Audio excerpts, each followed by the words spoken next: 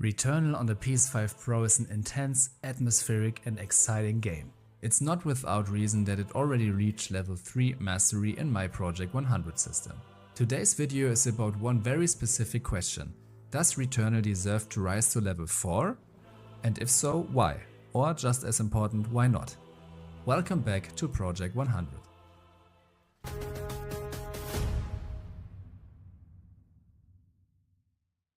On this channel, I don't look at games through a lens of reviews, scores or launch day hype. I approach them for the perspective of a gamer who values long-time motivation, real enjoyment and most importantly, time value. What does a game actually give back for the time you have invested in? How quickly does it create meaningful moments? And does that feeling last?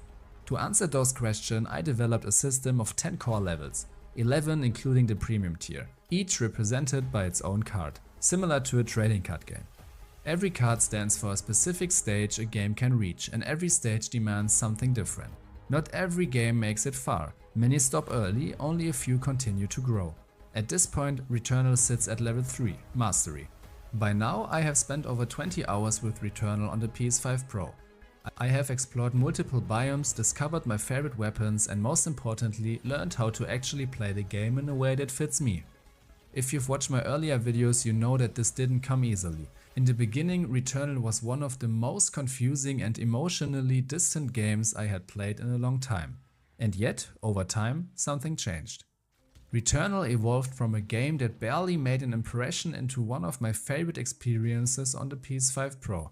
Not because it suddenly became easier, but because I became better at understanding it. The core gameplay has always been strong, the weapon system is excellent, enemy variety is high and the combat design is extremely deliberate.